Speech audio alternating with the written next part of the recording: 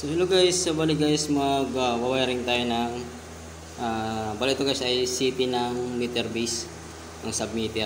So ito naka-city rated kasi siya, ito yung city niya. So ito guys yung line 1, line 2 at saka line 3. So dito guys sa diagram nakalagay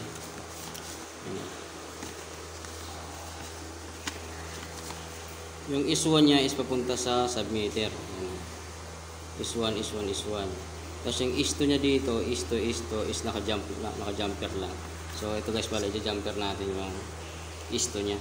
So bali ito yung is2 ng isa. Kaya i-jumper lang natin.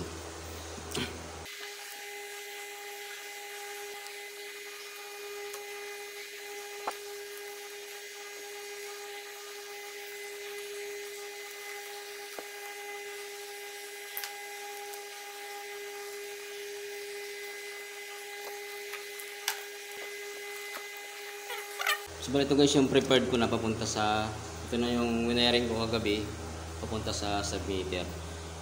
So bali dito guys, ito guys yung naka-jumper is papunta sa ito sa baba. Itong naka-jumper. Kasi jumper din natin sa taas, tapos itong sa is1 niya is papunta sa taas ng submeter. So bali first time ko guys mag wiring ng ganito, so hindi naman medyo mahirap kasi meron namang diagram na kasama, kaya hindi tayo medyo mahirapan.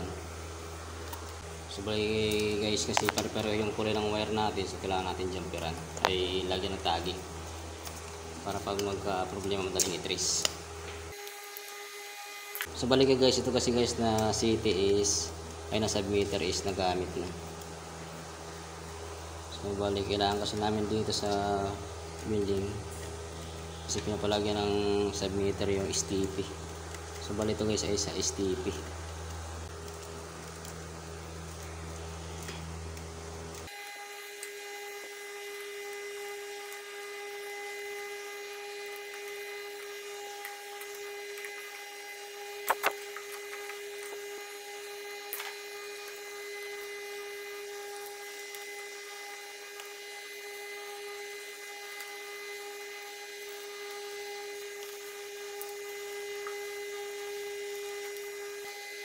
So bali yan na guys, natapos natin mag-wiring yung sa city niya papunta sa submeter.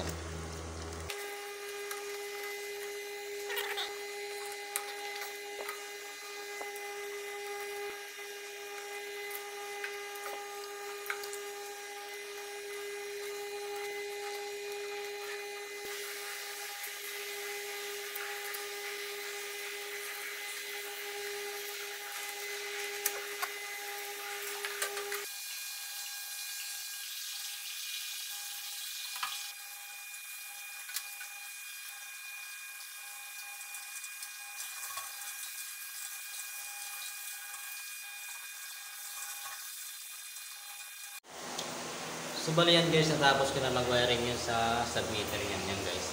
So ito guys yung sa taas ay yung galing sa city. So ito guys yung sa gilid niya, ito. Ito yung sa pupunta sa supply niya dito. So dito ko lang kinabit.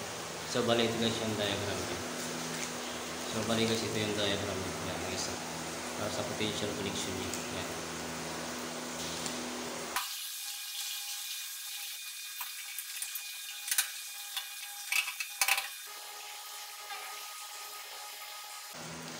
Okay. So yun na guys, naka-on na yung windbreaker ng sa STP niya para sa control. So at saka guys, magkakaroon din yung metro yan guys. Ano nagre-reading siya. Pero wala pa siyang reading kasi kaka-install lang.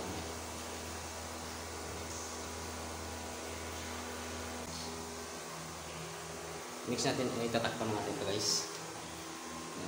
So buti guys at nagkasya yung city natin dito sa maliit lang na pull box. Kung naga to 12 by 8 na pull box.